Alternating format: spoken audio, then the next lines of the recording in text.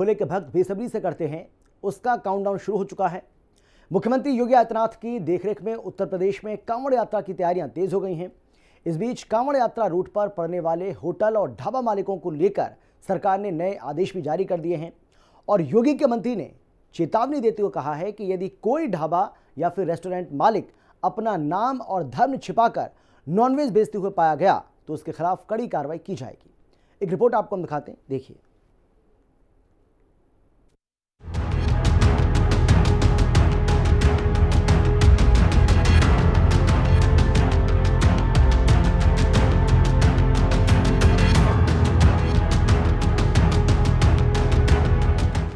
योगी के मंत्री का फरमान, कांवड़ यात्रा में बताओ पहचान।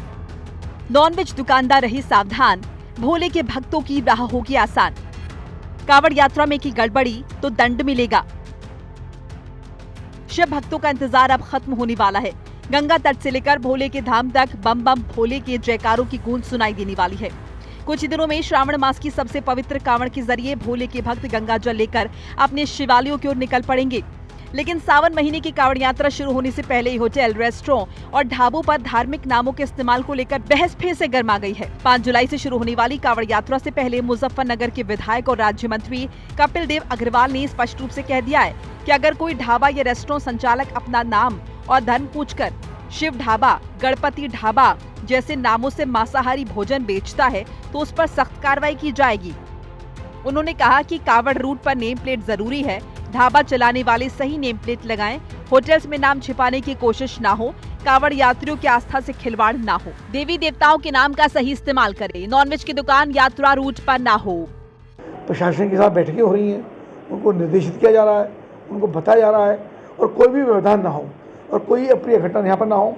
और जो विशेष रूप से यहाँ जो दुकानदार हैं, जो ढाबा और रेड़े और ये सब लगाते हैं, भोजन की व्यवस्था करते हैं, उनसे पिछली बार ही अवगत किया गया था कि कोई भी ऐसा काम ना हो जिसके कारण से कांवड़ियों की भावनाओं को ठेस पहुंचे।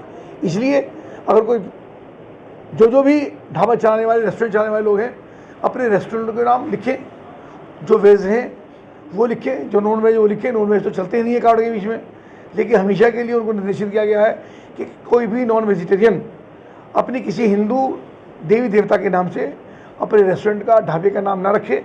उनको सख्ती के साथ निर्देशित किया गया है।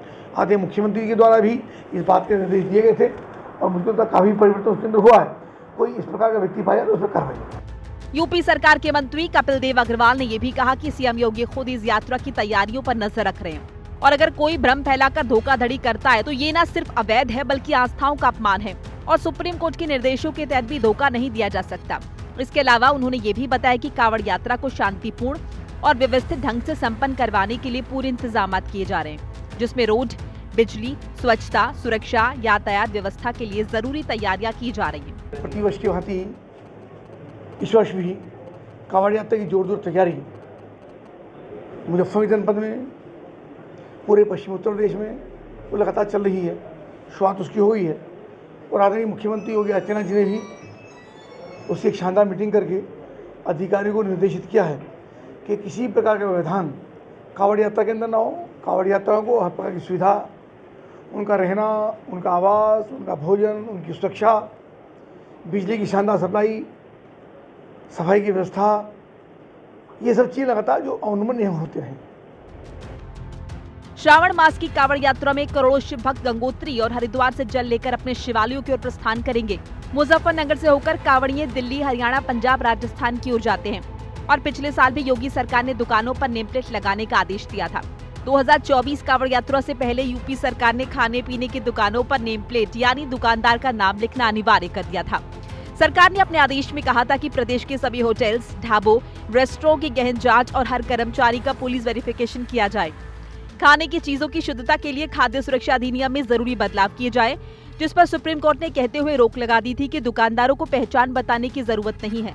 होटल चलाने वाले ये बता सकते हैं कि वो किस तरह का खाना यानी शाकाहारी या मांसाहारी परोस रहे हैं, लेकिन उन्हें अपना नाम लिखने के लिए मजबूर नहीं किया जाना चाहिए।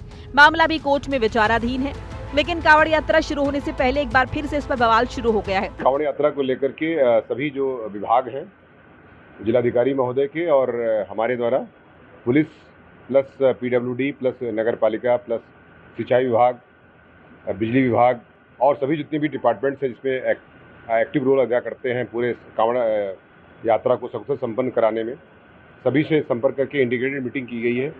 2 बार मीटिंग की जा चुकी है और इसके बाद जो कमियां हैं, रोड पर कमी हो, बिजली की कोई तार की कमी हो, कोई ऐसा जहां पर घास उगाई हो या कहीं पर कोई नया निर्माण हो गया हो या कोई और प्रकार की समस्या हो, इस प्रकार की जितनी भी समस्याएं हैं सबके बारे में विचार विमर्श किया गया है। पिछले महीने उत्तर प्रदेश के तत्कालीन डीजीपी प्रशांत कुमार ने आने वाली कांवड़ यात्रा और मुहर्रम के सुरक्षा प्रबंधों को लेकर अधिकारियों के साथ एक बैठक की और उन्हें अलग अलग दिशा निर्देश दिए थे।